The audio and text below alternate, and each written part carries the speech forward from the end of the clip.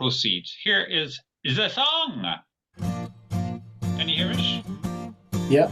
Yes. Every moment of every day, I will love you forever. Every moment of every day, I will love you forever. Every moment of every day, I will love you forever. Every moment of every day, I will love you forever.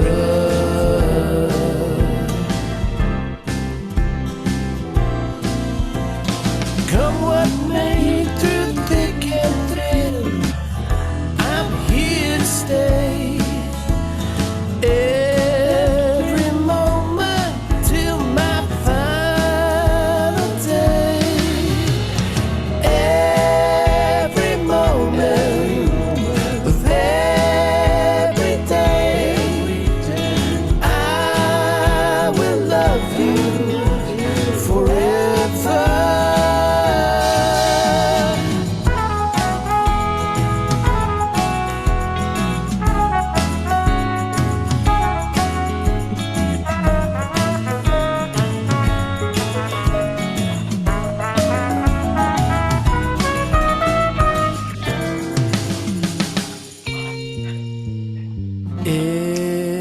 Every moment of every day, I will love you forever.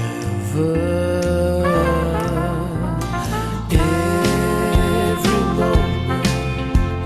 of every day,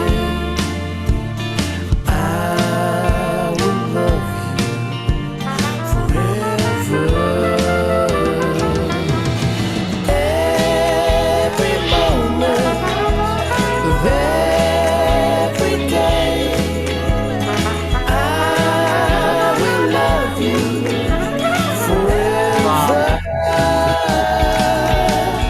Every moment of every day, I will love you forever. Every moment of every day, I will love you forever.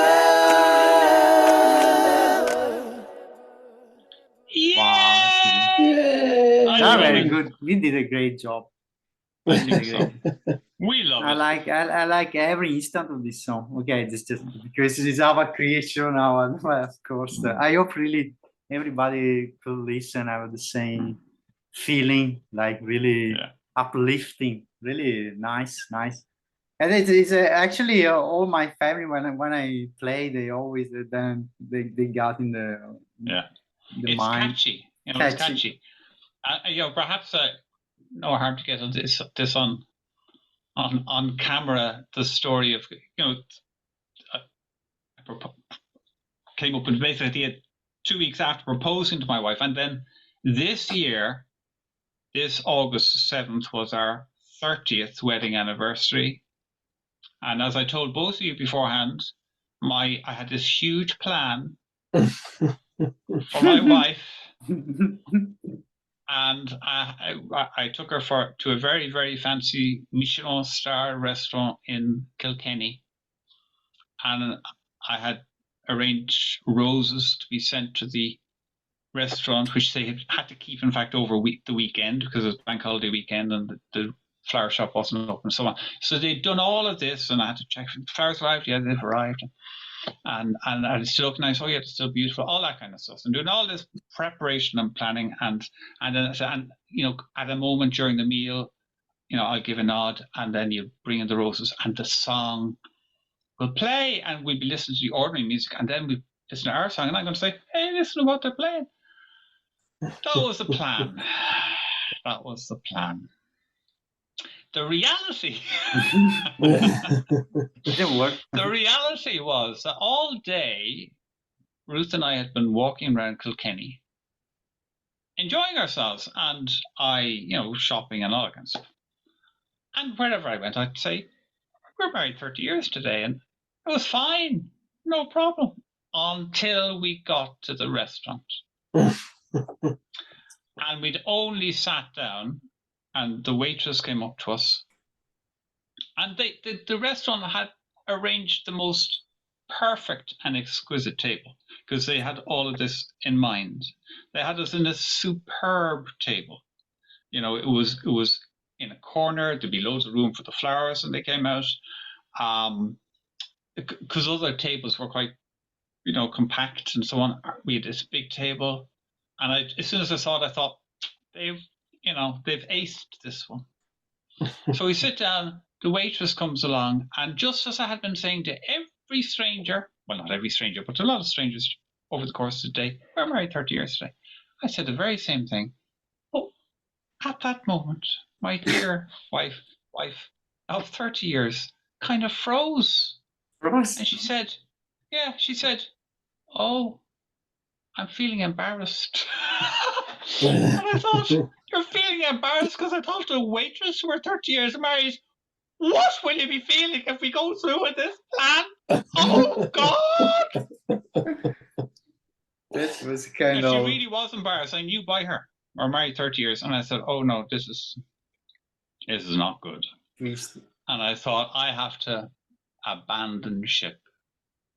So I had to pretend I needed to go to the loo, which I didn't. Out I went, talked to the manager. I said, "Sorry, folks. Forget about the flowers. We'll collect them on the way out. Forget about the music. She's feeling embarrassed." And so that massive plan, which had, like a military campaign had gone into it, was all abandoned. Cancelled. Anyway, Well, that's the story. But did you play the song where after in private? I played it back. I played it back at our hotel. Yeah. We were staying in a lovely hotel overlooking Kilkenny Castle. Kilkenny is a lovely spot. It's a medieval city. When we say city, it's city because it's an ancient,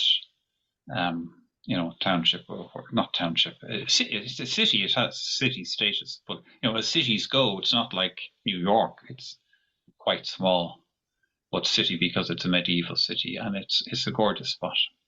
So back at the hotel, as we looked out over, we were sitting, I think it was called Butler House. We were staying at looking over the Kilkenny, and then I played it to her. Then She was happy. she loves it. She loved it. Anyway, yeah. there you go. But anyway, not quite the plan, but that's okay. So you see that a good end, so a good ending. she wanted a quiet sort of a quiet celebration, and Yeah. Good job you had that bit of conversation at the beginning of the meal, and Yeah.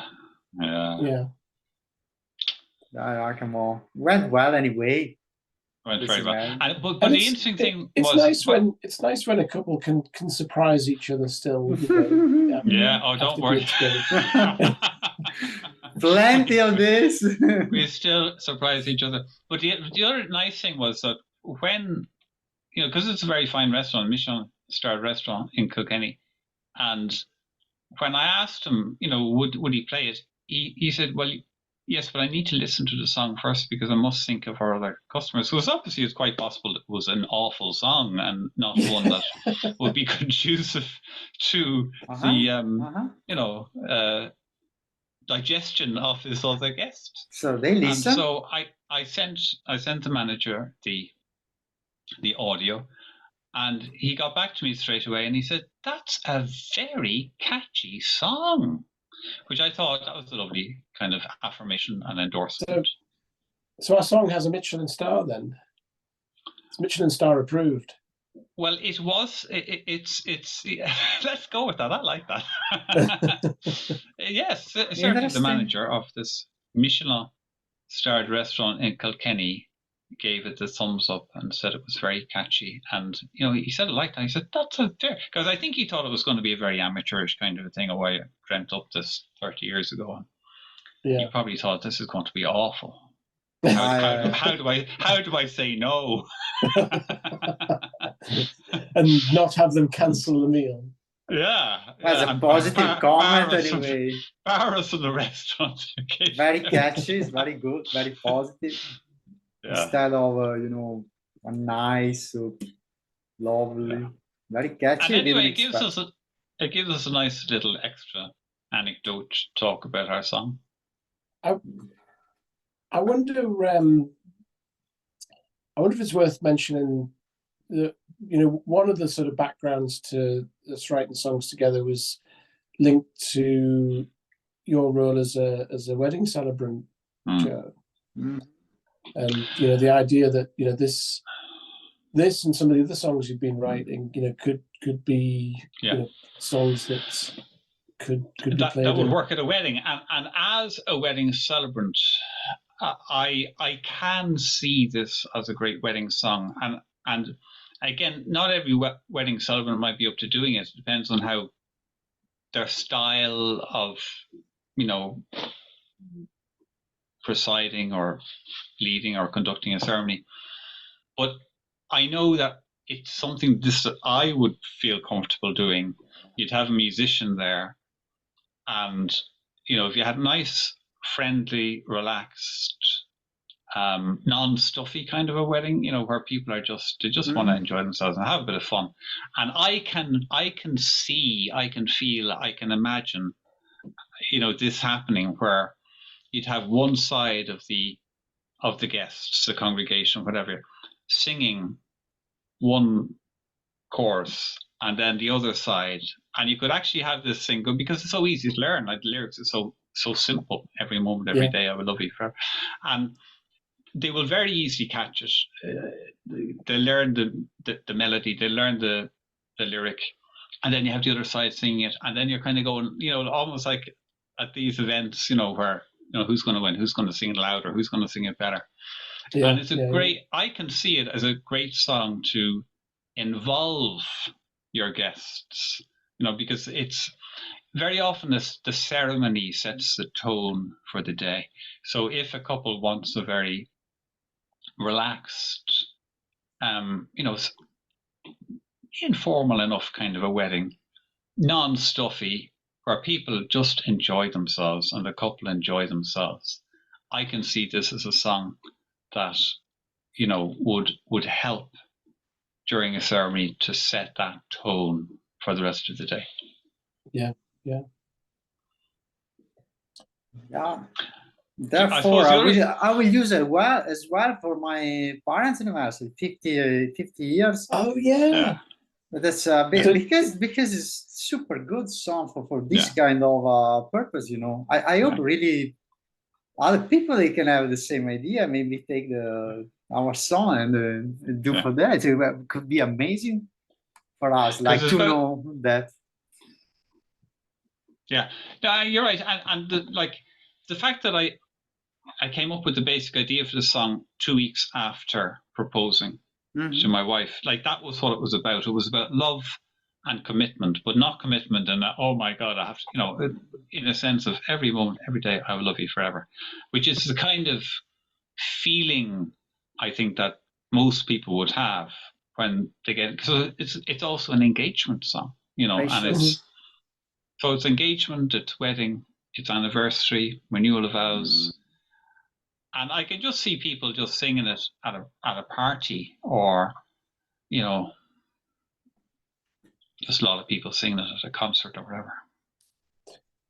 And your parents, Andrea, are they about to celebrate their 50th? 50 years. Can you imagine? 50 years together. That's phenomenal. Wow. It is. And did you say you're going to play the song for them I just I burn a CD for them with a nice cover with some greetings, you know. I thought immediately I just put our song every moment because it has all the characteristics that I think they love. Also, lyrically is easy, so I think they got even they're not English speaking, but I think they can understand. And then there's Yeah. my trumpet, so Yeah. it's awesome. They like as well your voice, Brian, Joe lyrics. So I think it's. I was thinking to do something, and then I came up in my mind, why not to use the song? It's perfect. Mm. It's like it's also in the right moment because they got in November, so we release in the 20th October, so I can burn this CD. I mean, And Andrea, do they speak English? little. My little. father did. Yeah, but again, you know, because the lyrics are so few and so simple, you know, even the non-English speaker can very easily I get think it. You know? I think I put translation, you know, in Italian box, so at least for the bridge because there are a little bit more words. Yeah. But it would be Yeah, easy there are for more words in the bridge, but you know, most of the song is just the chorus repeated. Yeah, it's good. I mean, it's also very easy. And I guess the other thing for me, obviously, is the fact that it's we didn't aim to have it released at the time that my book was coming out, but that's just the way things happened. And the fact that it was kind of rediscovered while I was writing my second memoir, for me, that's sort of very personally satisfying. Plus, the artwork which we have is the very same as the artwork on the cover of the book. And what I suppose there's no harm to say, like that in the back, I'm holding up the book here, Brian, but just behind Ruth, this was a picture taken before I met Ruth by a friend of hers, Berna McColgan, and she was off on holidays with the girls in Greece, some island off Greece. I don't know which island it is, but I presume it's a famous spot.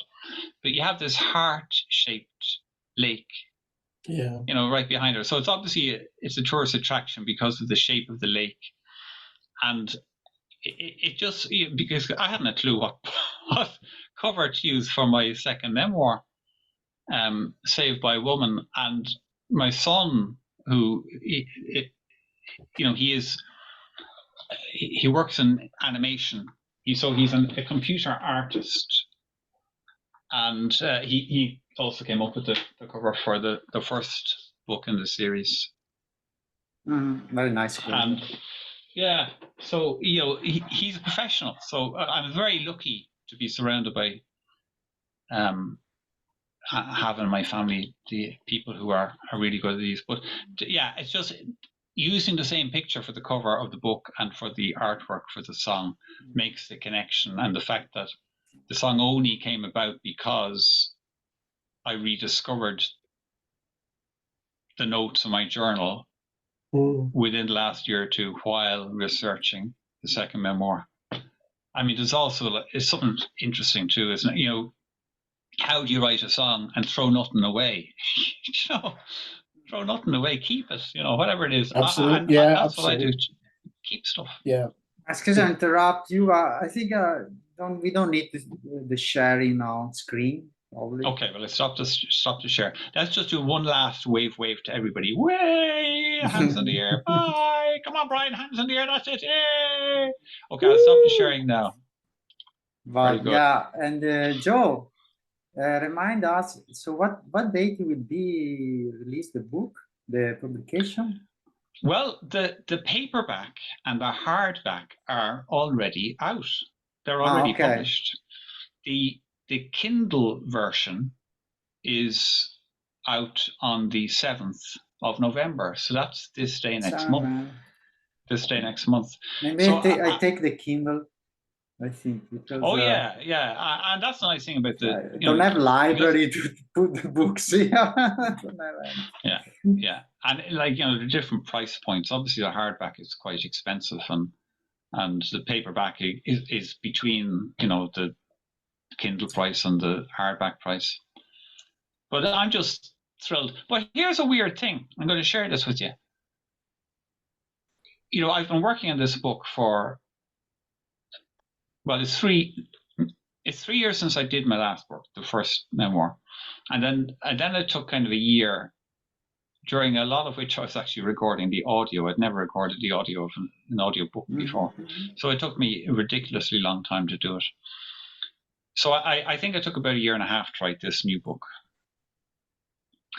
And now, you know, it's published in paperback and hardback before I expected. I didn't think that they would be coming out until the 7th of November.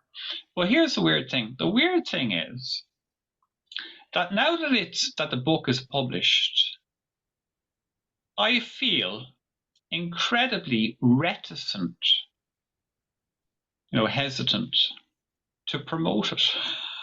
Right. Yeah, it's weird. And it's because it's a really personal book. My soul and my books and I can understand you. My thoughts are all in there. And yeah, it's weird. I mean, when the first book came out, I didn't have any difficulty in promoting it. And right. It was very well promoted. I mean, in Ireland, it was, I was on national radio, I was on, newspapers and interviews and all that. But I could be doing that at the moment. I thought I'd be doing that at the moment, but I'm not doing that at the moment. And I think it's because, like the first book, it's a very personal book. And it's a story that I felt that I wanted to write. And the reason I wrote it was because I want, write the book you want to read. So I wanted to read this book. And by writing the book, it helps me to understand my complicated self. Mm-hmm. And, self-knowledge is the most important thing. In my view, that's what it's all about. Socrates said, what did he say? I have it written here. Go on, Brian. You probably know. Is this the line about a life not reflected is a life not worth living or something? Exactly that. Exactly that. The unexamined life is not worth living. The unexamined life is not worth living. So I find myself in this astonishing, rich, personal position of having all of these journals, which I've written almost all of my life, all of which I wrote as a private thing, which I never expected would see the public light. And yet, to my own astonishment, I found myself quoting directly from them. And then kind of once you start it, you kind of think, oh, I started now. And it's like when you're writing a memoir, you're making a pact with the reader to be truthful and honest. And that's what I've tried to do. And even people who criticized the book said that my intention was to be totally honest, which, coming from the harder of the critics, meant a lot to me. Is that the first book? Yeah, the first book, yeah. Because I haven't given it any critics yet for the second book. I should be doing that now, but that's this weird and unexpected reticence that I have. It might pass, or maybe it won't. Maybe I'll just say, do you know what? I've written it now. I'm not going to promote it. If people read it, they read it, and if they don't, they don't. I don't know. Yeah, I mean, I guess you've made yourself vulnerable by putting it out there. Haven't you? Very much so, yeah. Yeah, pretty brave to do.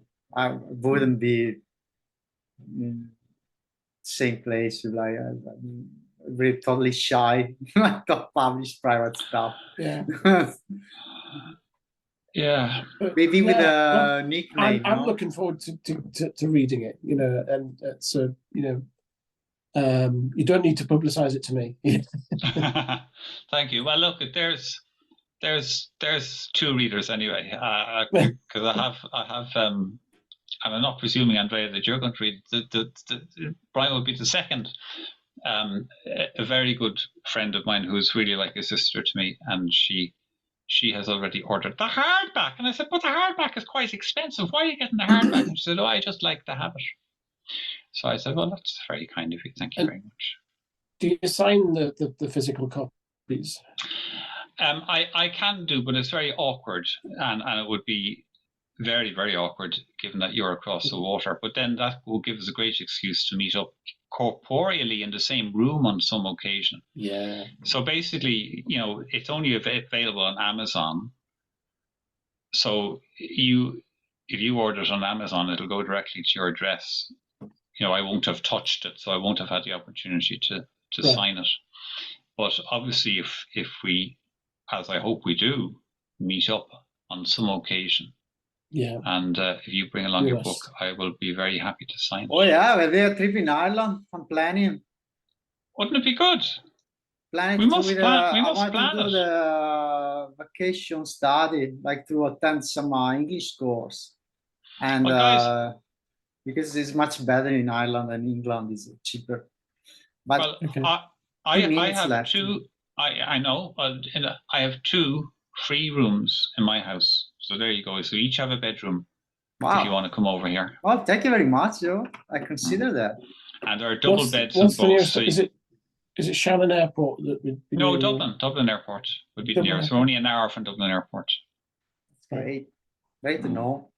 So it'd be great. I'd love it.